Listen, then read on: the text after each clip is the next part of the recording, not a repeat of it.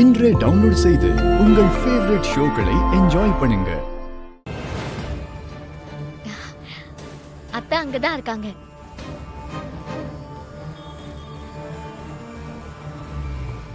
வா நம்ம போலாம். வா. அத்தை அக்காவை கூட்டிட்டு வந்துட்டேன் அத்தை. ரொம்ப தேங்க்ஸ்மா. பரவாயில்ல அத்தை.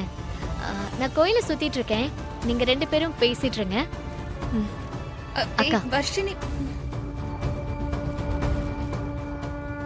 சாரி அத்தை. உன் சாரி எல்லாம் எனக்கு வேண்டாம் இசை. நான் நேரடியா விஷயத்துக்கு வந்துடுறேன். எனக்கு என் பிள்ளைங்களோட சந்தோஷம் தான் முக்கியம். அவங்க நிம்மதியா இருந்தாதான் என்னால சந்தோஷமா இருக்க முடியும். எனக்கு தெரியும் அத்தை. அத பத்தி எல்லாம் உனக்கு தெரியாது. அந்த கவலையெல்லாம் உனக்கு கிடையாது. அப்படி இருந்திருந்தா ஜாதக விஷயத்துல என்ன நீ ஏமாத்திருக்க மாட்ட. அத்தை நான் ஜாதகத்தை எந்த அளவுக்கு நம்புவேன்னு உனக்கு தெரியும்ல. தெரிஞ்சும் நீ இப்படி பண்ணிருக்கனா என்னால அதை ஏத்துக்கவே முடியல. அதுவும் என் பேச்சுக்கு மறு பேச்சு பேசாத விஷால் உனக்காக என்கிட்ட சண்டை போட்டிருக்கான். அத்தை விஷால் உங்களை எதிர்த்து பேசிருக்க கூடாது. அது ரொம்ப தப்புதான். விஷாலுக்காக நான் சாரி கேட்டுக்கிறேன் அத்தை. ப்ளீஸ். என் பிள்ளைக்காக நீ ஒண்ணு சாரி கேட்க தேவையில்ல. எனக்கு உன்கிட்ட இருந்து ஒரு சத்தியம் வேணும். சத்தியமா? ஆமா. நானும் என் குடும்பமும் நல்லா இருக்கணும்னு நினைச்சா நீ இந்த சத்தியத்தை பண்ணிதான் ஆகணும். அத்தை என்ன வீட்டை விட்டு போன்னு மட்டும் சொல்லிடாதீங்க. மத்தபடி நம்ம குடும்பத்துக்காக நீங்க என்ன கேட்டாலும் நான் செய்றேன் அத்தை. நீ இங்கே இரு. என்ன வேணாலும் பண்ணு. எனக்கு அத பத்தி எல்லாம் கவலையே இல்ல.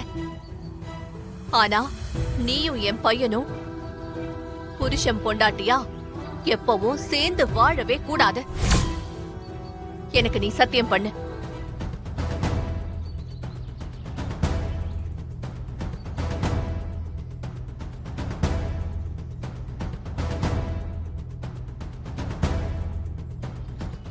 என்னடா இவ இந்த மாதிரி ஒரு சத்தியத்தை கேக்குறாளேன்னு உனக்கு தோணும்.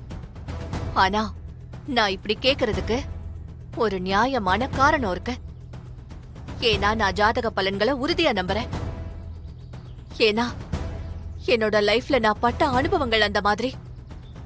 அதனால உன் ஜாதகத்தினால என்னோட குடும்பத்துக்கு எதுவுமே ஆயிடக்கூடாது. நீயும் விஷாலும் கணவன் மனைவியா வாழ்ந்தா அது என்னோட குடும்பத்துக்கு கேடுன்னு நம்புறேனா. அப்படி நடக்கவே கூடாது. அதனால நீயும் விஷாலும் புருஷன் பொண்டாட்டியா வாழவே கூடாது. சத்தியம் பண்ணு.